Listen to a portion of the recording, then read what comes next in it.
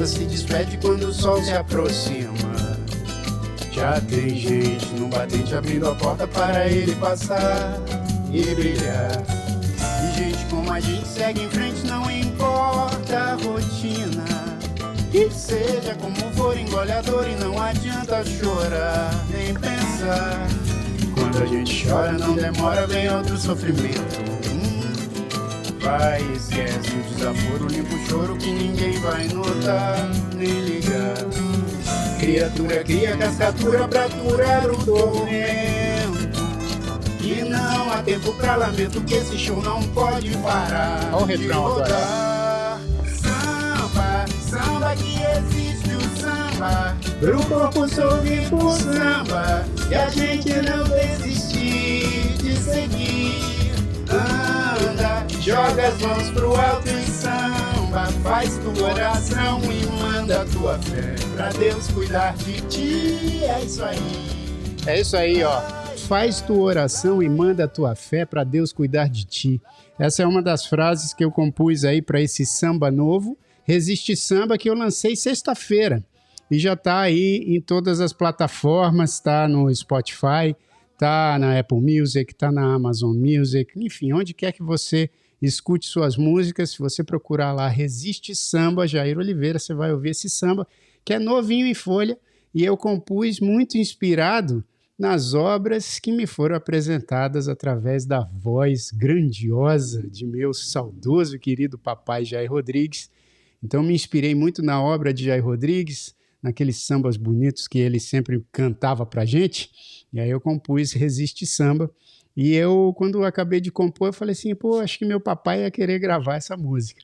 E aí eu gravei, e minha irmã, Luciana Mello, tá também finalizando a versão dela, uma versão linda que ela fez também dessa mesma música, e vai lançar daqui a pouco com participação da Fabiana Cosa. Olha só. E amanhã era o aniversário do Jairzão. Isso, amanhã, dia 6 de fevereiro, seria aniversário de 85 anos de Jair Rodrigues. Olha, peraí, cadê as palmas? Deixa eu ver se eu acerto aqui. Nossa, mas ele merece palmas que não possuímos por aqui. São muitas, infinitas. É isso aí, parabéns também para o meu papai, parabéns antecipado, porque é só amanhã, dia 6, mas parabéns para o meu papai Jair Rodrigues. Olha, e boa noite, tem bastante gente aqui, já vi pessoas muito queridas, amigas, pessoas novas, Mirella Aroma de Gaia maravilhosa, boa noite, Sheila, Vivi, Bento, Melissa, Maria Clara, boa noite, gente. Hoje a gente está aqui inspirado porque a gente assistiu ontem uma coisa tão maravilhosa, tantos pensamentos, insights para a gente compartilhar com vocês, e quem não assistiu vai ficar louco para assistir, porque realmente é uma experiência assistir a esse documentário que a gente vai falar um pouquinho só para a gente ir chegando no programão de casal, depois de um sambão. Depois de um sambão em casal, tem o programão de casal que a gente está fazendo aqui já há 3 semanas, esse é o episódio 3, e como a Tânia disse, ontem a gente fez um programão de casal, né? Porque além da gente ter passado aqui o dia com as meninas, ter feito umas coisas com elas, aí quando chegou aquele finalzinho de tarde aqui, a gente falou, vamos fazer aqui uma pipoquinha. Não fizemos pipoquinha. Não fizemos pipoquinha, mas tipo, vamos comer um negocinho, sentar ali na frente da TV e assistir alguma coisa. E aí, eu já estava querendo, porque lançaram dia 29 de janeiro, lançaram um documentário, que é esse aqui, ó, é o Greatest Night in Pop, na Netflix. E aí eu já estava querendo assistir, porque acho que todo mundo sabe, né? Ou quem não sabe pode deduzir tanto pelo nome, pelo título, né? Que é a noite mais incrível do pop, e com essas figuras incríveis também. Então, assim, é um documentário sobre a gravação, sobre a composição e a gravação daquela música antológica, We Are the World. We are the world. We are the children. Fica o dia inteiro na minha cabeça essa música. Sensacional. Nossa, e aí? E aí a gente assistiu. Então, não sei quem aí já assistiu, por favor, comente o que vocês acharam, porque, bom, eu já sabia que Mas eu ia eu quero gostar. dar minha opinião, porque assim, quando o Jair comentou, vamos assistir e tal, e mostrou, de primeira a gente acabou vendo até outra coisa outro dia, né? E foi algo que, né, eu adoro música e tal, mas eu achei que não era algo que eu tava afim de ver, assim, que ia me encantar.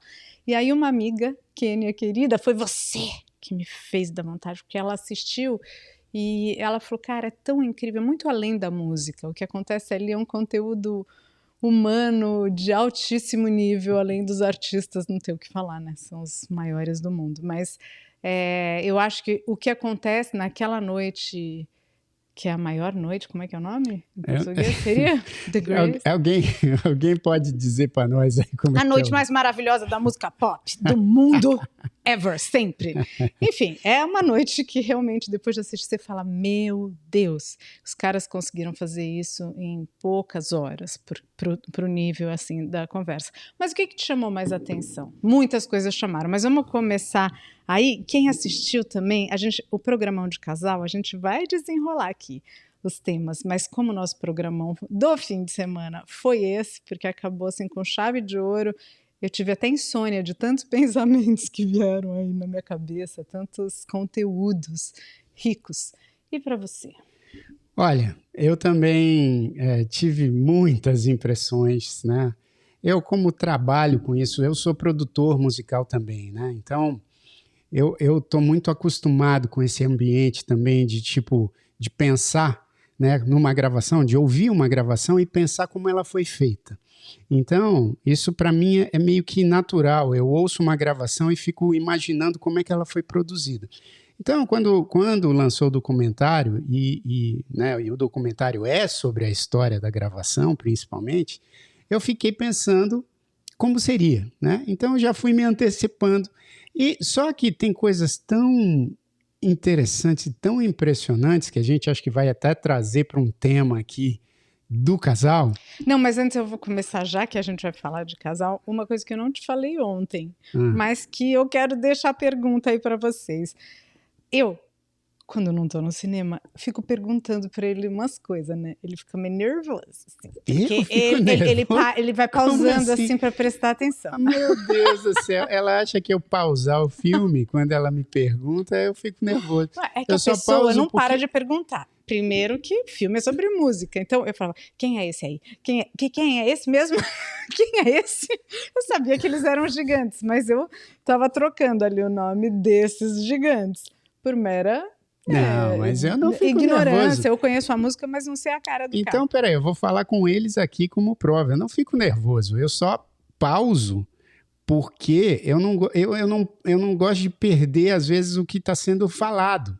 Porque, às vezes, o que está sendo falado, principalmente num filme como esse, que eu estava completamente ali mergulhado no filme para entender como foi feita a produção. E aí, quando ela me perguntava, quem que é esse aí? Eu pausava e falava, esse aqui é o Willie Nelson. Esse aqui é o Bob Dylan. E eu trocando os nomes da galera. Alguém aí assistiu? Enfim, mas isso só para cutucar, porque eu lembro uma vez já, desculpa, que eu era uma mocinha, fui ao cinema com um cara que era muito legal, enfim, eu tava curtindo, assim, sair com ele, com todo respeito, já era um programão de casal da juventude. Só que na hora de ir no cinema, o cara não parava de falar no filme. Isso acabou comigo, porque eu falei assim, que falta de respeito com quem está em volta. Peraí, só um pouquinho que tem gente aqui falando que não está conseguindo escutar nada, acho que é porque o microfone está meio longe da boca, mas vamos lá. Será? Vai. O retorno no meu ouvido está bem alto. Se tiver como abaixar um pouquinho. Tá. Enfim, e aí eu fiquei pensando... depois daquele dia, né, já tinha encontrado o cara algumas vezes, depois daquele dia eu falei, gente, não dá mais, porque assim, conversar no cinema, né, ficar falando alto, sabe quando eu converso como se não tivesse pessoa do lado e atrapalhando o filme, eu achei uma falta de gentileza, que eu saí de fininho da história, mas eu faço isso assim, aqui em casa eu pentelho, ele fica perguntando, e no cinema às vezes quando é filme muito rápido, político em inglês, porque a gente mora aqui nos Estados Unidos, né, não tem a legenda, às vezes eu fico, o que aconteceu? Mas aí não dá para ele pausar, ele tem que me aguentar. Mas eu falo bem baixinho. Não, eu não fico bravo. Aliás, Biano. É a nossa querida, a Bia Novaes. Ela está aqui, ó, falando assim, mas o Michael Jackson você soube quem era. Certeza, Bia, porque é impossível, não. Mas assim, na verdade, eu já vou começar falando que a primeira coisa que me chamou a atenção, com certeza, foi uma coisa que a gente conversou aqui, foi Attachment, já está falando aqui a coisa mais maravilhosa aqui do Bob Dylan. Mas começou com o Michael Jackson, tudo bem que ele que compôs, ele que estava envolvido desde sempre, mas o ser humano, do tamanho que ele é, né, que ele não dá para confundir, como vocês mesmo disseram aqui, ele foi o primeiro a chegar horas antes. Ele não estava envolvido na premiação daquela noite, ele não fez questão de, não fez questão, pelo contrário, ele fez questão de estar no lugar dele, retirado, no canto. A pessoa que sabe o tamanho, né, que tem, que sabe o poder, não precisa no meio de tantas e tantas estrelas, né, querer sobressair. Então eu achei isso assim incrível, o nível de profissionalismo, porque sim, a voz dele é absurda, o que ele dança é absurdo, o que ele compõe, essa música foi composição dele, né? E dele e do Lionel Richie, né? Então, assim, a música captar, né, o que foi mais incrível que conseguiu unir esses artistas, que foi o propósito de ajudar as crianças, né, na África a combater a fome. Então, assim, só esse motivo ele já é tão maior, e a capacidade que o artista tem realmente de fazer isso, brotar uma sementinha no coração de nós até hoje, né? Naquela época nem se fala, é uma música que todo mundo já ouviu e sabe um pouco, mas me chamou já de cara o Michael Jackson chegando antes de todo mundo, gravando a parte dele, segundo o Jair, impossivelmente não erra, né? Não tem ensaio, o cara chega, ele chega e faz de uma vez só. Incrível, a voz dele, o jeito como ele cantava, né, a afinação, enfim, tudo isso me impressionou muito, mas respondendo a sua pergunta, que eu acho que, só para também explicar para vocês, tá, pessoal, a gente assistiu, nós dois ficamos tão maravilhados, né, com o conteúdo dessa revelação de como é que foi todo o processo da composição, desde que isso chegou ali no Lionel Richie, e que aí ele conectou com o Michael Jackson, né? Primeiro ia ser com o Steve... Bom, não vamos dar spoiler aqui, porque vale muito a pena vocês assistirem, mas a gente ficou depois do documentário falando, porque essa é uma música que durante a nossa juventude fez um sucesso absurdo, né? Arrecadou e continua arrecadando muitos fundos para causa original, né, que era USA for Africa, enfim, para as crianças africanas e uma iniciativa também do Harry Belafonte e de outras pessoas, e que eles conseguiram fazer isso, reunir todos esses astros da música, né, ali naquela época, numa única noite para gravar essa canção que ficou conhecida no mundo inteiro. E aí depois a gente ficou falando e tal. E aí tem coisas, né, que não são exatamente só específicas dessa gravação, mas são específicas do comportamento humano, né? E a gente ficou observando isso e a gente falou assim, cara, vamos pegar esse programão de casal que a gente fez ontem assistindo isso e trazer isso também aqui para a nossa conversa. Por quê? Quem que falou aí do Bob Dylan? Peraí, deixa eu ver aqui que eu tenho que voltar. Eu vou, enquanto a Tânia descobre, por que a gente está falando do Bob Dylan? Porque quem assistiu o documentário vai saber o que a gente vai falar aqui. E mesmo quem não assistiu, é o seguinte, o Bob Dylan, naquele momento ali, já era o Bob Dylan, né? Já era um cara... um artista absolutamente genial, conhecido, enfim, por toda a obra aí que ele já apresentou. E o seguinte, o Bob Dylan na gravação é um dos artistas ali, você percebe que tem vários artistas grandes que estão ali, que estão nervosos, né, que estão ansiosos por estarem na presença de outros grandes artistas, né? Alguns mais tranquilos, outros menos tranquilos, alguns mais soltos, outros mais recatados e tal, mas tem até um meme disso que estava rolando até antes do lançamento desse documentário, que era justamente mostrando um pouco do desconforto do Bob Dylan, na gravação. Foi a Tati Mendes que falou aqui do Bob Dylan. E esse meme, eu lembro que eu vi, e o meme era assim, pô, eu estou parecido com o Bob Dylan aqui no meu trabalho, né? Porque estava todo mundo mais ou menos relaxando, e o Bob, meu amigo Bob, ele estava tenso. Mas aí eu, né, assim, como trabalho também com isso, sou produtor, eu comecei a entender o porquê que ele estava tenso e tal. Eu tava olhando de longe, falando assim, gente, ele tá muito desesperado. Cara, ele tá muito desesperado. O que será que tá acontecendo? Porque a cara dele, assim, não nega, sabe, em pânico. Ele segurava o papelzinho assim, tava...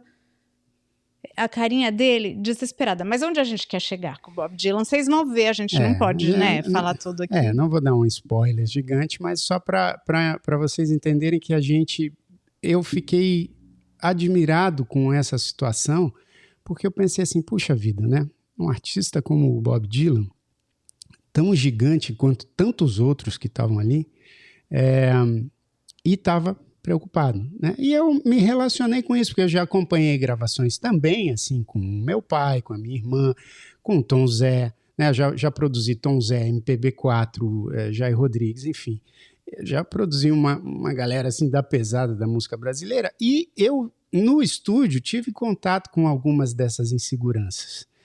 E no momento que eu vi, eu falei assim, olha só, né? Como são as coisas, porque... A gente percebeu nitidamente ali a insegurança dele, até que alguém, não vou dizer quem, tá? Mas assim, até que algumas pessoas ali sacaram isso, acolheram ele e deram uma... Sem expor, né, gente? Sem Porque expor, era só monstro, gigante, o negócio tinha que acontecer, tinha um desespero de horário, era tipo 4 da manhã, 5 da manhã, 6 da manhã. E o negócio tinha que acontecer e ele era muito importante. Quem estava ali foi escolhido a dedo, pinçado. Só que ele não tinha esse tempo, né, de esperar ele entender ali como ele, com o estilo dele musical, se adequava àquela circunstância muito pop, né? Onde aí Diana Ross entrava e fazia, acabou. Próximo, ele estava, né? Era outro estilo. E várias personalidades diferentes ali, né? Desde Michael Jackson mais na dele, até Al Jarreau mais bebendo a noite inteira. Mais alegre e tal. Mas assim, aí o que aconteceu? Quando eu vi isso, eu fiquei tão tocado, porque algumas pessoas ali, né, Quincy Jones, principalmente, que estava produzindo o negócio todo, teve a inteligência emocional, que eu até comentei com a Tânia, eu falei assim, sabe que o bom produtor, né, quando a gente saca quando o cara é bom produtor, não é só o cara que entende de música, que muitas vezes o cara entende de música menos do que o artista que está ali gravando, mas o cara entende de sentimento, o cara entende de várias outras coisas que são tão ou mais importantes num momento desse como a gravação. E o Quincy Jones, né, se fala, ele entende muito de música, mas também teve essa sensibilidade de chamar outras pessoas ali, e eles acolheram o Bob Dylan e fizeram o seguinte, que eu comentei com a Tânia, fizeram um negócio que é sempre muito inteligente, né? Em vez de você tentar adaptar a pessoa àquilo que está acontecendo, você tenta adaptar, né, como bom produtor musical, você tenta adaptar aquilo que está acontecendo à pessoa. Então eles fizeram isso, o Bob obviamente ficou mais tranquilo, meu querido amigo Bob. E aí o Bob Dylan gravou, né? A gente ouve, e a Tânia, o que você falou para mim depois? Eu falei, agora eu só consigo notar a voz dele, porque é tão diferente das outras, é um estilo tão absolutamente diferente, e ele queria se adequar ali, mas quando ele conseguiu que aquele trechinho que ele cantava, porque eram uns pedacinhos, fosse confortável para ele, tudo aconteceu. E eu acho que isso é o grande ensinamento. Assim, primeiro, eu conheci um pouco Bob Dylan, não, né, sem ignorância, sei que ele é gigante, mas não é alguém que eu ouvi muito, só que eu fiquei apaixonada. Primeiro, quando a pessoa está vulnerável e está com as 10, porque a gente acaba abrindo o coração para se apaixonar pela pessoa que fala, com todo o nome, todo o respeito, e outros falavam, cara, tô aqui, tô com Bob Dylan, pô, Bob Dylan tava lá. Quando os outros vão falando, os outros artistas, quase todos falam sobre ele. Então, assim, e ele era o mais incomodado, né, pelo estilo ali do que estava sendo feito. E isso eu acho que é uma coisa muito interessante. O que a gente faz quando está incomodado? Porque eu vou deixar um ponto também. O Prince, que é outro gigante que ganhou todos os prêmios da noite, não foi. Ele, só para explicar, porque no documentário também fala que nessa mesma noite teve o American Music Awards. Né? Por isso que foi essa noite, porque eles juntaram, estava todo mundo em Los Angeles naquele mesmo momento. Isso. Eu acho que, se eu não me engano, 1989. E o Prince ganhou o próprio Lionel Richie, que é impressionante também. Isso a gente vai falar um pouco, porque o Lionel Richie apresentou o prêmio e depois ele que meio que comandou também toda a gravação da música, mas e aí você estava falando do Prince, fala do Prince. E ele não foi, né? Até o último minuto tinha aquela incerteza se ele ia e não ia, e não foi. E a gente, como pessoa, a gente pega esses caras gigantes, né? Que é incrível ver um pouco do universo, assim, desse gente que é tão bem-sucedida, famosa, rica, né? Popular. E a gente, às vezes, endeusa. E muitas vezes a pessoa, né? O Prince que não foi, não sei... O que foi isso? Alguma coisa que não sei qual foi a circunstância exata, porque ele não foi, não vou julgar eu aqui, mas estavam meio que esperando, tinha uma expectativa que ele fosse, ele não apareceu. Imagino o quanto ele deve ter ficado triste depois de ver a dimensão que isso tudo tomou e ele não está ali. Mas abriu espaço para outro artista, porque se ele tivesse aquele trecho que ele ia cantar, não ia estar alguém que estava lá e quem era?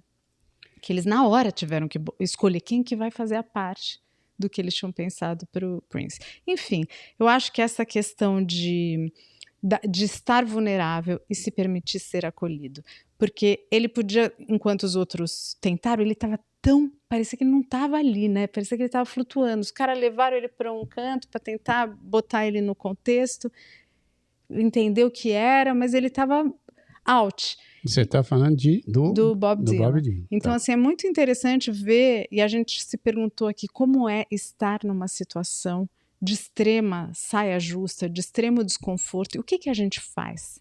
E o que a gente faz quando a gente vê o outro em extremo desconforto? Isso, às vezes, acontece dentro da própria casa, muitas vezes, né? Então, a gente quis pensar nisso, nesse contexto. Como é que estar vulnerável e se permitir ser ajudado, porque tem gente que não se permite. Como é abraçar a quem está vulnerável, sem impor, sem cagar regra, desculpa aqui, mas porque foi o que os caras fizeram, eles foram levando ele de um jeito tão amoroso, né? Não, e uma coisa também bem interessante, né? A gente acabou pensando em como isso também se reflete, né, na vida das pessoas, não só dos casais, não. Né? Apesar da gente estar aqui no programão de casal, e a gente vai falar de casal, mas como isso se reflete também, quando você está se sentindo meio que um pouco fora d'água numa situação, e como que isso pode ser resolvido, né? Porque ali no documentário a gente viu, foi resolvido. Podia ter acontecido uma série de coisas. Podia ter acontecido o tipo, cara, vamos terminar a gravação aqui, depois a gente vê como é que a gente grava com Bob Dylan, que ia provavelmente ficar uma situação estranha, né? Porque eles estavam querendo terminar ali tudo naquela mesma noite, e se abrisse esse precedente, provavelmente outras pessoas iam querer gravar separadamente, e não era como é hoje, tá, pessoal? Porque hoje em dia é muito fácil você gravar da onde você está, aí você manda para a pessoa. Eu mesmo estou lançando um disco onde cada produtor fez de um continente diferente aí. Então não era assim naquela época, né? Você tinha que gravar em fita mesmo, em fita magnética, e estava todo mundo gravando junto. Podia ter dado ruim, podia ter exposto ainda mais o desconforto do Bob Dylan, né? Mas eles decidiram ter uma reação amorosa, né? E entender tentar entender o que ele estava passando e adaptar a situação a ele. E a gente pensou aqui, que tema, né, para o programão de casal, porque muitas vezes isso acontece com o casal, né? Muitas vezes um está desconfortável com alguma situação, com algum assunto, e a gente, em várias situações, a gente não tenta entender o ponto de vista do outro, né? A gente tenta fazer com que o outro se adapte à nossa música, né? E não a gente adaptar a nossa música ao desconforto do outro para que fique legal, né? Então isso pode ser um grande ensinamento também para quem quiser refletir isso, porque isso acontece com muito mais frequência nos relacionamentos amorosos em família do que na música, né? Então, porque uma situação muito clássica, até quero deixar aqui a pergunta, que é sobre ciúmes, né? Tem situações que acontecem, né? Acontece, que acaba instalando um clima de desconforto entre o casal. E outros que veem desconforto em tudo, né? Tem muita gente que é extremamente ciumento e vê, né, coisas onde não acontecem, dos outros para a pessoa amada ou da pessoa amada para os outros. Mas tem situações que realmente são constrangedoras. E é engraçado a gente poder pensar como que, se isso não é feito, né, proposital, isso não está dentro de um jogo, isso está dentro de uma elegância de se relacionar, como que a gente acolhe quem está vulnerável, né, como a pessoa que pode acolher o outro que está enciumado, sem fazer um jogo saudável, sem que aquilo vire uma coisa bem, né, bem doentia, porque a gente sabe que é um elemento muito comum, né, entre os relacionamentos. É um jogo que pode ir para o lado, jogo mais sujo, manipulador.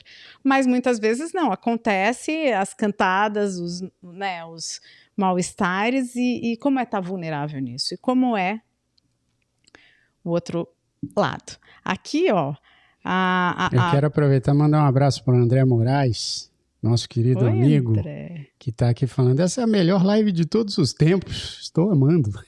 Ô, meu irmão, meu teteio, como a gente se chama. Um beijo aí para você, teteião. O ponto é empatia aqui, né? A Kátia Dias, mas eu queria ouvir de vocês qualquer circunstância que pode ser onde a gente está vulnerável e se permite ser acolhido, porque muitas vezes é tudo o que a gente quer, mas não abre espaço para que isso aconteça, né? Ou não sabe pedir, ou não sabe, ou está tão fora do chão que também não passa esse código de preciso de ajuda. E muita gente não vai, se retira da situação, tamanho desconforto, né?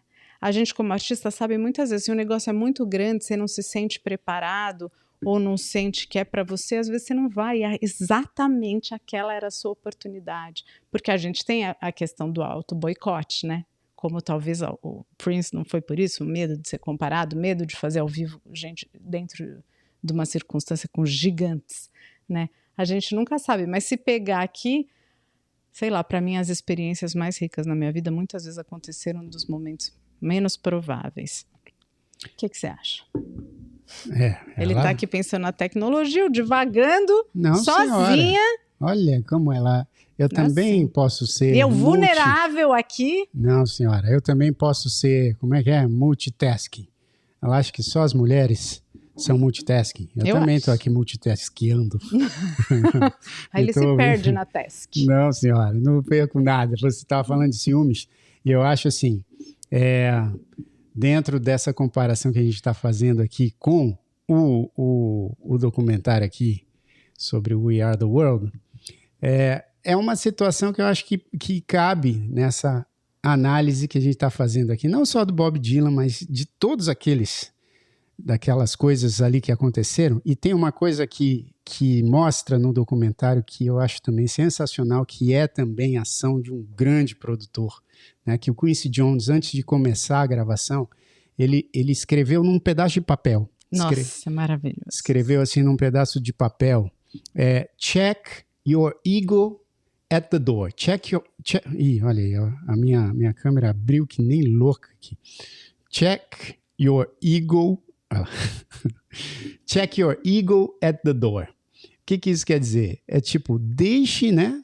Tipo, guarde o seu ego lá fora. Deixa ele ali. Deixa ali na porta, né? Antes de entrar, você guarde o seu ego lá fora.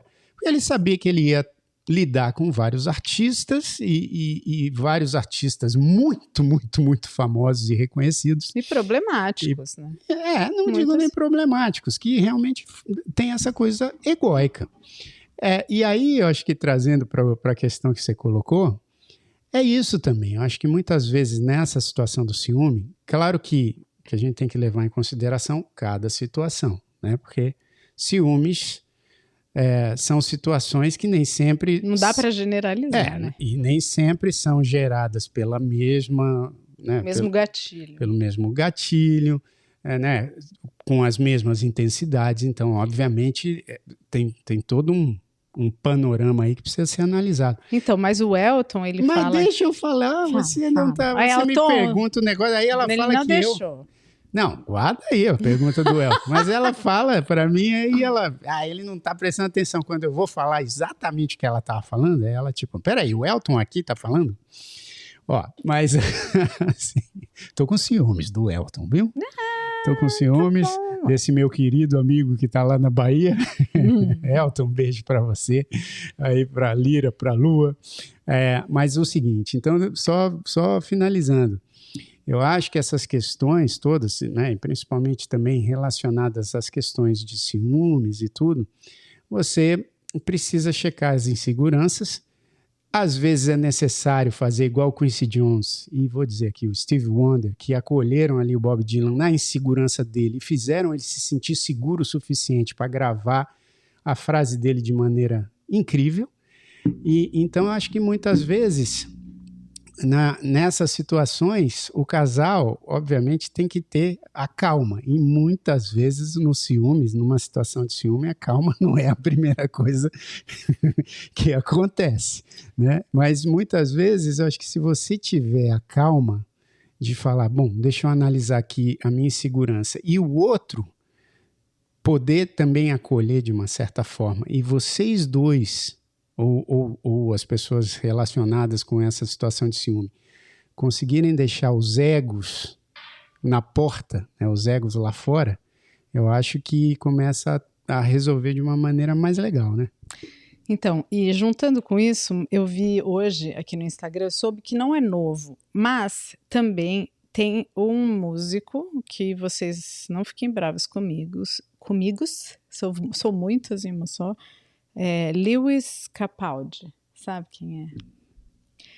Ele é um cantor gigante, porque eu conheço a música dele, nunca tinha visto o rosto dele, e ele tem síndrome de Tourette, cada um fala de um jeito, que é uma síndrome que tem movimentos involuntários por uma questão neurológica, enfim. A música dele é muito, não sei se dá para você colocar aí, é muito famosa, enfim, quando eu ouvi, mas o que me chamou muita atenção nesse vídeo foi porque acho que ele, eu não sei, tá? Tô dando a minha interpretação do que eu vi no post.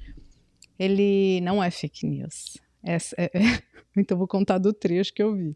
Ele, acho que tem algum movimento, porque é aleatório a síndrome de Tourette, e ele cantando para milhões de pessoas, e ele para, pelo que está escrito, ele para por alguma coisa da síndrome e o povo canta gigantemente. Só que a gente que assiste é de um nível de emoção, porque a gente está falando de novo desse acolhimento nesse lugar tão incrível que às vezes quem acolhe é o público, né? Quem acolhe o Bob Dylan foi quem, no começo do documentário, falam que ele é o mais problemático, né?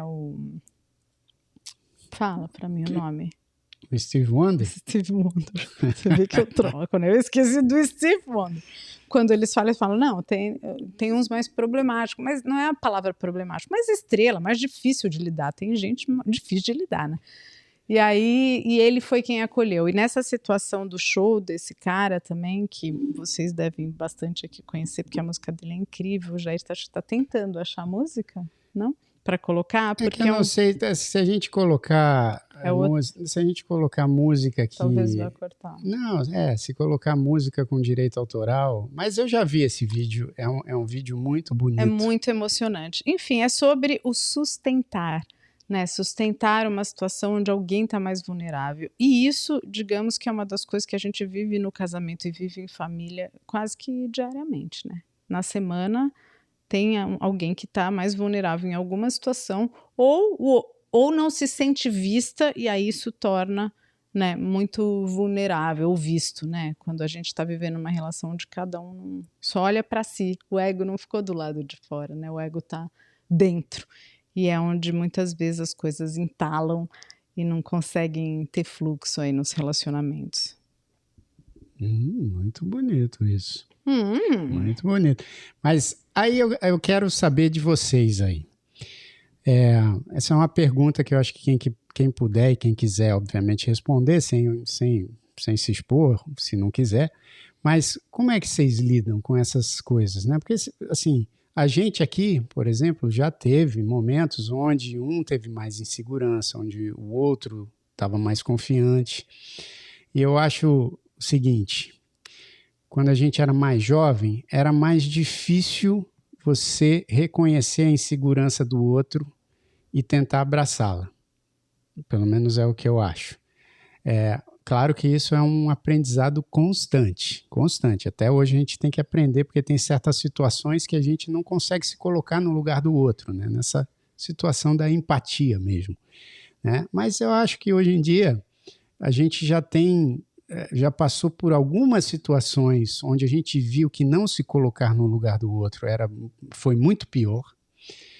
E hoje eu acho que a gente pelo menos tenta. Não é sempre que a gente consegue se colocar no lugar do outro, às vezes demora um tempinho, às vezes demora um tempo para você se colocar no lugar do outro e falar assim, bom, deixa eu tentar entender o que ela está passando, porque, mais uma vez, voltando na analogia do documentário, da situação do Bob Dylan, não foram todas as pessoas que compreenderam ali, certamente.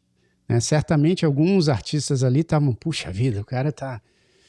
Ele tentou mais vezes, né, do que os outros. Assim. Não, e estava muito tímido mesmo, estava muito inseguro pô, como é que eu vou fazer isso aqui no meio dessa galera, né? E aí, algumas pessoas ali tiveram a reação do tipo, puxa, que coisa. E outras falaram, cara, deixa eu entender. Claro, o que ele está passando é isso, eu já passei por isso. Então, pô, eu gostaria que a situação fosse solucionada dessa maneira. E aí essas pessoas foram ali e conseguiram fazer com que ele ficasse muito seguro. Então eu quero perguntar para vocês, o que vocês acham, né? Como que é melhor lidar com as inseguranças do outro? Não com as suas, né? Porque as suas inseguranças é muito difícil de lidar com as suas inseguranças também. Mas como que vocês acham que é melhor lidar com a insegurança do outro? Você se colocar no lugar do outro, você falar assim, eu queria que ele fizesse ou que ela fizesse o que eu gostaria que fosse feito comigo se eu tivesse nessa situação. Pô, aí a gente está falando de um alto nível de compaixão e de empatia, mas a gente chega lá. Agora eu vou fazer um cutuco, que eu lembro muito do relato de uma amiga. Ela falava assim, meu marido, ele é muito gentil com as pessoas, tipo, ele passa, deixa as mulheres, as senhoras passarem, abrir a porta e tal, mas comigo ele nunca. Ele não abre a porta para mim e ele, tipo, passa na minha frente, não só não abre, como passa na minha frente. E eu achava muito curioso, porque ela falava assim, ele é um cara educado. Essa é o que toca quando o cara passa na frente da esposa. Assim. Quem nunca, né? Óbvio que a gente está falando de gentileza nesse sentido mais cultural, né? Mais, como podemos dizer, uma elegância, né? Mas ela falava assim, é muito esquisito, porque eu acho que ele não nota, porque ele é um cara educado, mas isso para ela começar a incomodar muito, porque ela falou, por que ele faz para fora e não faz comigo? Né? Por que ele oferece, de repente, a pessoa que está vindo no trabalho com uma mala, quer ajuda para levar, e a mim eu que boto lá em cima no aeroporto? E aí eu acho que isso é muito curioso, porque fala dessa vulnerabilidade de não alguém que não vê, mas talvez está acostumado a ver para fora, mas não vê dentro, porque dentro é normal, funciona assim, dá certo, ela é Mulher Maravilha, não precisa da minha força. Mas quando começa essa diferença de dentro e fora, começou a incomodar. O que você acha? Bom... Deixa eles falarem, porque eu vou ler do que o Elton falou. Não, peraí, mas eu não tenho coragem de fazer isso, não. É porque essa coisa de passar na frente, eu nem acho que isso, né? Eu acho que isso é muito, muito particular de cada pessoa, se interessa, se gosta, se não gosta. De abrir porta de carro, não, tanto faz, mas para mim uma coisa me incomodava muito. Não sei por que eu tô falando isso aqui, mas avião, como eu peguei muito por morar em São Paulo e fazer novela no Rio, né? Pegava muito as pontes aéreas, onde a população que viaja de ponte aérea, na maioria são executivos, aquele voo diário a trabalho, poucas vezes pessoas estão ali a turismo, enfim.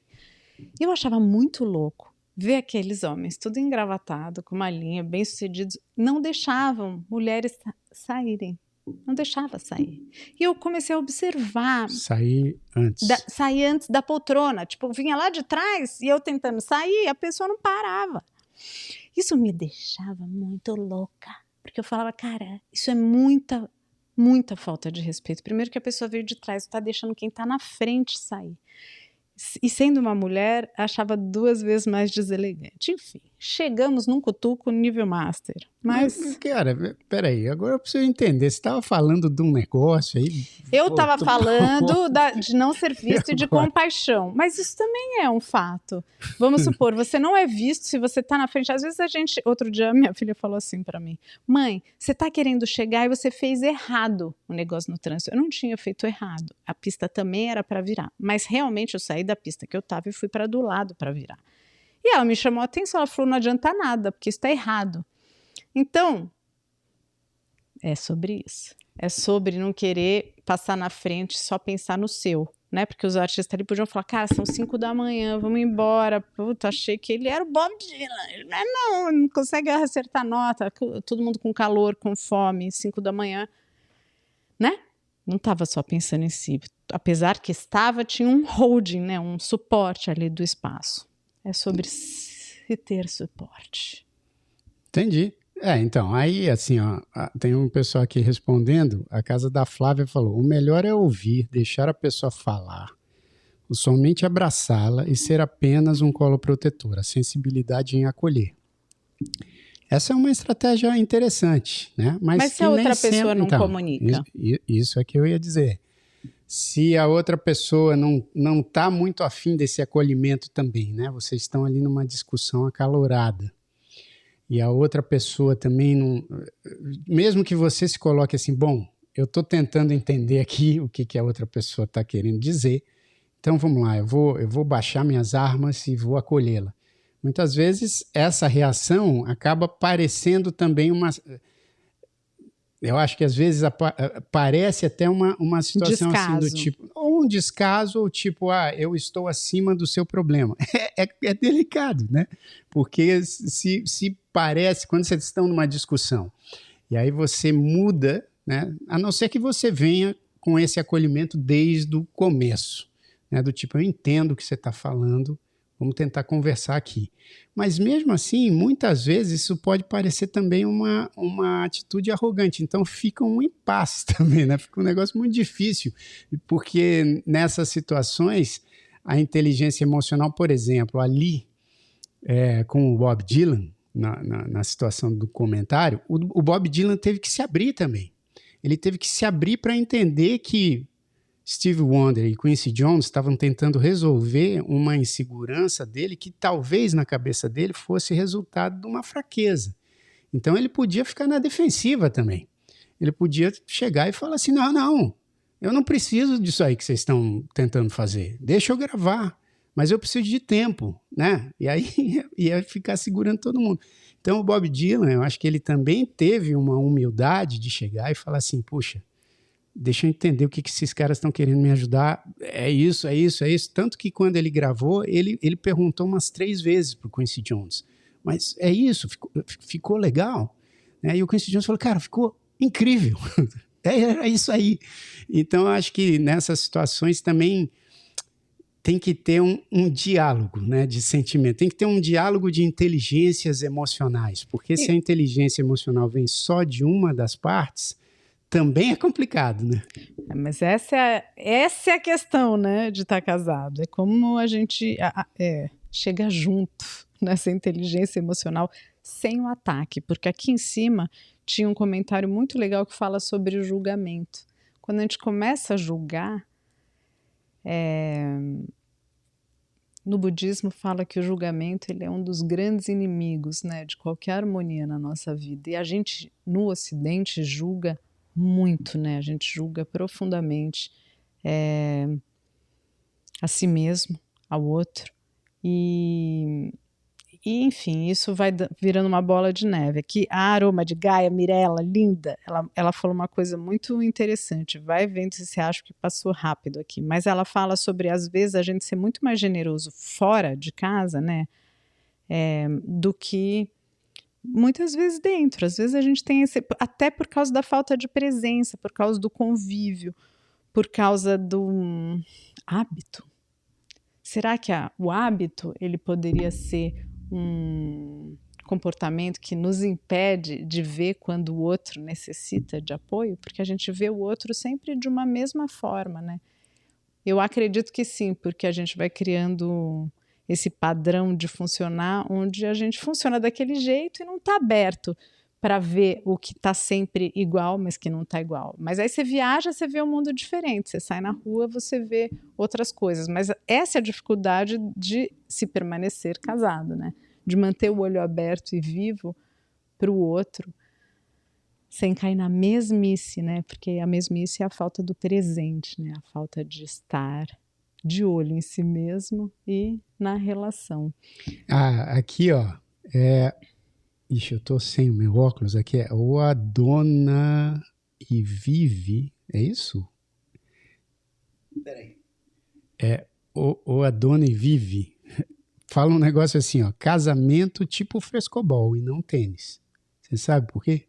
Não. Não sabe por quê? Não. Porque no tênis, como é que acontece o jogo? No tênis você está jogando pelo seu ponto, né? Uhum. Então você está jogando pelo seu ponto, o teu objetivo é fazer com que o outro erre para você conquistar o seu ponto. No frescobol, não. No frescobol, a bola não pode cair. A bola não pode cair. Então você tem que jogar junto com o outro para poder manter o jogo acontecendo, porque senão, né, se o outro erra... Mas é muito comum essa competição em casa? Esse apontar o dedo, esse Aqui julgar. em casa, você diz? Não, em casa, nas casas. A gente já passou vários momentos mais apoiado, onde um só vê o erro do outro, onde, né, são fases da vida, mas eu E maturidade também. Maturidade, eu acho que foi o que eu falei, não é sempre também que depois que você descobre um jeito de solucionar as coisas com mais inteligência emocional, não é sempre que você consegue fazer aquilo, mas com a maturidade acho que você vai tendo mais frequência de fazer coisas que não descambem, por exemplo, para uma discussão sem saída, né? Ou para algo que dure muito tempo assim no incômodo. Então você vai com a maturidade, por isso que eu acho que assim, eu sempre falo, qualquer relacionamento é treino também, é treinamento, é como um esporte. Se você vai jogar tênis ou frescobol, você precisa treinar para ficar melhor, cada vez melhor. E num relacionamento também, você vai treinando e vai vendo o que dá mais certo, quais estratégias que dão mais certo. Nem sempre você consegue seguir todas as estratégias que dão certo, mas você vai amadurecendo. Por isso que eu acho que é importante ter a resiliência, ter a persistência na relação, óbvio, até um nível, né, saudável. Que você não esqueça de si mesmo. Exato, né? Porque quando ultrapassa esse nível, aí realmente é uma outra questão. Mas enquanto ainda está num nível saudável de você falar, puxa, acho que vale a pena investir e apostar, você amadurece. Então, respondendo a sua pergunta, eu acho que acontece muito isso, de ter essas competiçõezinhas que vão realmente deixando assim o relacionamento talvez mais competitivo, menos interessante, mas ao mesmo tempo eu acho que com o treinamento você vai deixando de jogar tênis para jogar mais frescobol. E como a Kika diz aqui, é construção, né? O relacionamento é essa construção, Kika, mas é muito louco, porque eu nunca vou esquecer de uma analogia que eu aprendi na novela Caminho das Índias, do relacionamento ocidental para o casamento indiano, não oriental de forma geral, mas do indiano. Que o casamento ocidental nosso, a gente casa, eles fazem uma analogia com a panela no fogão. A gente casa com a panela água borbulhando.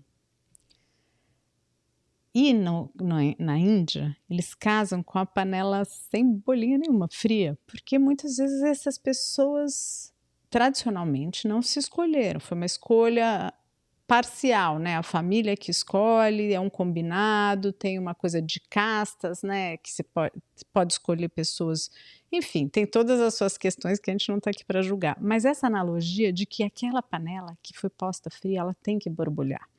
Ela tem a chance de borbulhar e depende só dos dois. E no Ocidente a gente casa com paixão, né? Geralmente é esse encontro nesse lugar do encantamento, da paixão, dos sonhos, e muitas vezes não sabe sustentar essa panela em ebulição. Parece que já é ganho. O Elton coloca aqui também que às vezes a gente é mais ríspido em casa do que fora. Isso é normal, porque também tem uma parte que é onde a gente solta os cachorros, onde a gente é o que é, onde a gente tira as máscaras. Agora... A gente sabe isso também bem com as nossas filhas. Nossa, total. Com criança a gente sabe bem disso. Elas às vezes aqui dão cada respostinha para nós. Gente, mãe e pai é quem mais só... E eu falo, minha mãe e meu pai, vocês são muito maravilhosos também. Porque às vezes eu falo, eu tô brava e eu não sou geralmente brava. Depende, a Isa e a Laura acham que eu sou brava às vezes. Então, mas com as pessoas no geral, assim. Então, quando eu tô bem nervosa, assim, a minha mãe me liga, coitada. Sobra pra ela, mas ela já sabe, eu já falo, ai, tô nervosa, não sei o que, mãe, não sei o que. Porque às vezes a gente realmente desconta, né, em quem é mais próximo. Mas no casamento é muito delicado você ser o saco de pancada. E aí você para de, né, manter, se isso é muito repetitivo, acaba que essa panelinha que seria para permanecer em construção e borbulhante, ela vai minguando, né? Vai secando, ela vai acabando, aí não dá mais para pôr macarrão. Bom, mas é o seguinte, o lance é que a gente transformou esse programão de casal, que foi ter assistido esse documentário aí, ó, The Greatest Night in Pop. Alguém chegou a responder como é que tá o nome em português? Sim, respondeu, mas eu não sei, porque tá muito rápido hoje aqui, eu não tô achando nem os... Eu peço desculpa, porque a gente quer contar com vocês falando, mas a hora que eu vou ver... É que eu tô sem óculos também, gente. Talvez aqui o negócio tá atrasado. Não, mas então, se alguém puder botar de novo aí, e isso não é... Olha, isso não é... Como é que é? Aquela coisa meio snob, né? A gente não sabe como é que é o nome em português, não é nada disso. Eu não sei, porque depois vai procurar na Netflix em português, é outro nome. Eu passo isso direto, porque eu sou muito fanática por série. Aí eu vejo alguém falando em português, eu falo, como será que é em inglês? E se não deu uma dica de quem é o ator, aí você fica com mais dificuldade de procurar, porque às vezes o nome é absolutamente diferente. Acho que nesse caso não vai ser, né? A noite mais maravilhosa da música mundial do pop, com só gente incrível, deve ser assim. O meu querido amigo, o Vitor Pilma, tá falando, Jair é craque na música, no tênis e principalmente no frescobol. Vitão, um beijo pra você, meu irmão, saudade. Vitão, saudade de você. É o dia que o pop mudou. É isso, o dia que o pop mudou. Nossa, mas não tem nada a ver. É diferente do contexto sentido. É diferente. Que é em inglês, que é The Greatest Night in Pop, né? Que é a noite mais marcante, mais maravilhosa no pop.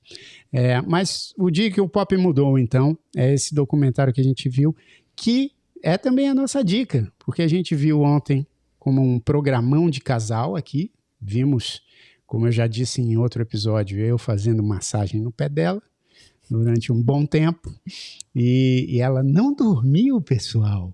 Tava bom demais para dormir. Ela não dormiu, ela não piscou, na verdade. Eu fiquei muito emocionada, gente, porque é uma experiência e assim, a gente fica, mas eu acho que muito lindo o que ele fala no final, o produtor, que ele fala que a Diana Ross até chorava e falava assim, eu não quero que isso acabe. E esse êxtase, né, da vida, que às vezes, para uma profissão como a deles, eu me incluo, eu acho que a minha profissão é de extremo êxtase, alegria, e ela é tão viciante que parece que a graça muitas vezes está ligada a isso, né? Peraí. Desculpa, não esquece o que você vai falar. É só porque alguém mandou uma outra aqui, que acho que o nome é A Noite que Mudou o Pop. Faz mais sentido. Não faz mais sentido. Faz mais sentido. Então, eu acho que é A Noite que Mudou o Pop, não a noite em que o pop mudou. Acho que é A Noite que Mudou o Pop. Então vai, continua. Já perdi, gente. Eu tenho aqui um hormônio louco, que eu tô falando de um negócio, já tô falando de outro. Pô, mas tem outra pessoa aqui falando, o nome é A Grande Noite Pop. Então eu não sei. É assim que começa uma boa comunicação. É assim que acontece, né? Nos casamentos. Aí fala, não, você viu errado. Exatamente, né? Olha aí a quantidade de informação diferente que veio. E aí a gente fala assim, não, a minha verdade é que é. Mas essa é a resposta para a nossa pergunta de hoje. Eu acho que assim, quando a gente se permite ser acolhido, estar vulnerável e passar essa informação, né, do que a gente precisa, né? Seguindo Bob Dylan maravilhosamente, parecendo um ratinho, com medo, foi muito bem acolhido. Mas em casa, é a comunicação, como o Elton falou aqui, né, desde o começo, que eu não consegui ler a sua mensagem, Elton. Mas é sobre essa capacidade que a gente tem que amadurecer e construir e praticar todo dia de comunicar. De comunicar, inclusive, eu não gosto. Hoje, a Laura me deu uma resposta torta, eu não ligo muito, assim, porque eu fui e também aprendi que se a gente boicota muito a criança, não é mal educado, mas é meio torta. Porque se a gente também não deixa expressar quando a criança está irritada, enfim, também não é tão positivo. Então tem aquele ponto que a gente vai tentando driblar, tá bom, tá irritado, fala aí. Mas aí eu olhei para ela e falei assim, eu não gosto. Você acha que eu mereço que você fale assim comigo? Só que às vezes a gente só reage, não responde. A gente estava falando sobre isso aqui em casa. Um comportamento reativo seria, você tá maluca? Você vai falar assim comigo? Né? Ou falar, dá o seu celular. Isso aí não, né? Fazer qualquer tipo de chantagem. Ia levar o quê? Agora eu parei, porque eu olhei e falei, de verdade, você acha que eu mereço que você fale assim comigo? Eu não gosto. E aí ela deu uma parada, assim, acho que eu coloquei ela assim no lugar dela. Porque a gente se começa a comunicar sem ser violentamente, mas com clareza e se colocando, porque às vezes a gente deixa passar, tem que escolher o que a gente vai falar também, senão vira uma pentelhação. Mas assim, essa comunicação não violenta, mas que traz uma linha de pensamento, assim não tô feliz. Eu acho que a comunicação realmente, assim como o nome da série, que a gente não conseguiu comunicar qual é o jeito correto. Eu acho que o jeito correto é como falar aqui, A Noite que Mudou o Pop. Concordo. A noite, tá falando, na Netflix está A Noite que Mudou o Pop, falou a Lene Ventura oficial. Então vamos acreditar que é essa última aqui. A Noite que Mudou o Pop. A casa da Flávia falou, pesquisa aí, Noite Pop. Vai dar certo. Mas, essa foi, então, uma dica. Essa foi a nossa dica desse documentário. Vale muito a pena. Se você tem idades parecidas aqui com a nossa, né, já passou dos 40, alguns aqui já estão chegando nos 50, quase nos 50. Eu faço 49 esse março. Então, assim, você vai... Mas você é o Jairzinho, só você envelheceu. Como assim só eu envelheci? Não é Tem gente que acha que eu ainda sou aquele menininho. Tem gente que me vê, assim, na rua e fala assim, nossa, menino, como você cresceu. Aí eu falo assim, sabe o que ia te deixar mais espantado ou espantada? Se eu aparecesse aqui daquele jeito que você me via há 40 anos. Aí você ia ficar mais espantado. Mas, então se você acompanhou o sucesso dessa música lá naquela época, ali no final dos anos 80, cara, você vai amar esse documentário. Eu tive a honra e tive a alegria de assistir aqui perto da nossa casa, aqui na Flórida. Eu assisti com a nossa filha, Laura, né, com a nossa menorzinha. Eu fui assistir o show do Lionel Richie com Earth, Wind and Fire. Era um show duplo, era o Earth, Wind and Fire, eles abriram o show, e depois o show do Lionel Richie. Cara, eu fiquei encantado, juro. Eu sou fã do Lionel Richie já há muitos anos, mas nunca tinha visto o show dele. Fiquei encantado com o show dele pela pessoa. Ele me lembrou muito o meu pai, me lembrou muito o Jairzão, assim, na energia que ele distribui para o público. E dá para ver, né, a Tânia não viu o show, mas viu no documentário, ela até comentou comigo, e eu falei, cara, no show dá para ver isso. O quanto ele é apaixonado pelo que ele faz e o quanto ele tem de generosidade, de passar a energia dele para as pessoas, essa energia positiva. E o Lionel Richie, no documentário, é uma figura à parte também. Não só porque ele compôs a música com Michael Jackson, o jeito como ele lida. Ele sai às 5 da manhã para ir apresentar o prêmio, né, para apresentar o prêmio American Music Awards, lá de 1989, se não me engano, e ele fica o dia inteiro ocupado com isso. Só que quando ele chega na gravação, que aí já é tipo quase 11 da noite, na gravação do We Are The World, ele é o cara mais inteiro. Ele é o cara que... E quando termina, ele é um dos últimos a sair de lá, ele tá inteirão. Porque ele tá entregue, ele tá... Então vale muito a pena para você ver esses artistas incríveis, né, que fazem parte, acho que, da vida de qualquer pessoa que está aqui comentando e qualquer pessoa no mundo. Eles reuniram um time tão estelar que não tem jeito de você não gostar de pelo menos alguns que estão ali. Então, vale a pena. Se você conhece a música, vale a pena conhecer como é que foi feito. Para mim foi uma aula, porque como eu trabalho com isso também, foi muito legal ver, né, o Quincy Jones em ação, que é um dos produtores que eu mais admiro. Aliás, né, um produtor que produziu o Thriller do Michael Jackson e, na minha opinião, o melhor disco de todos os tempos, um dos melhores, que é o Off the Wall do Michael Jackson. Então, assim, eu respeito demais. E vê-lo em ação, produzindo aquele time estelar, foi algo que me encheu os olhos e os ouvidos, e o coração. E a alma. Agora eu estava pensando aqui, porque eu fui ouvir a música hoje, né? Ouvi porque quando eu cantava ela na Juventude, cantava tudo errado, como eu conto até hoje.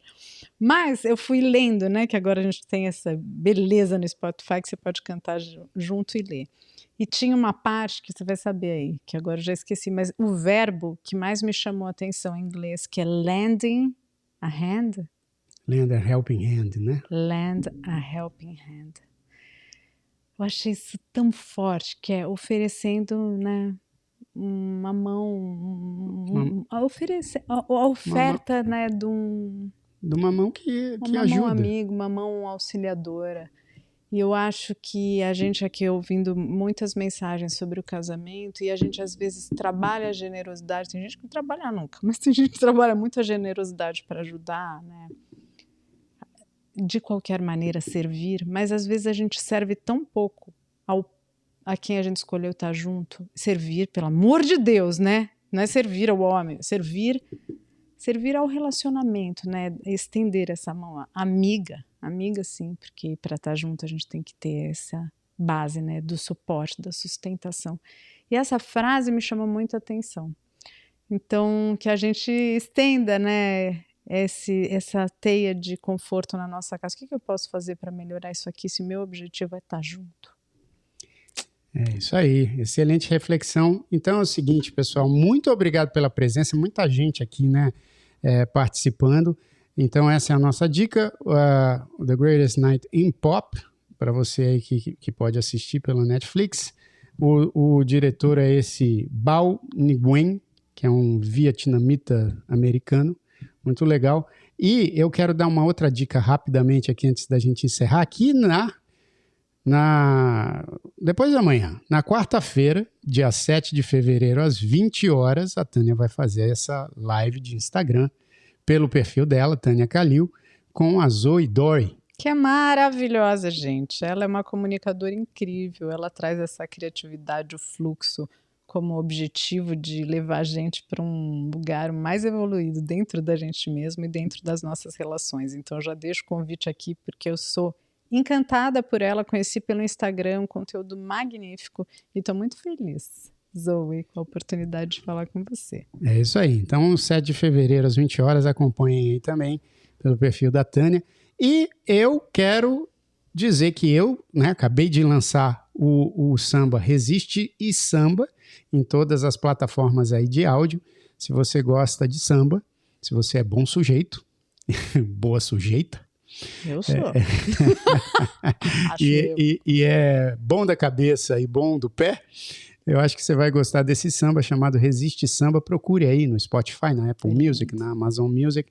É um samba que fala muito dessa questão, né, da resiliência, da persistência, da fé, inclusive, né? Porque tem uma frase que eu coloquei no samba que eu acho linda e que me veio quando eu estava fazendo, que é: faz tua oração e manda tua fé para Deus cuidar de ti. Então resiste samba, faz tua oração e manda tua fé para Deus cuidar de ti. Então, muito obrigado pela presença aqui no Programão de Casal. A gente, a semana que vem, não vai entrar ao vivo, porque Tânia vai estar num retiro.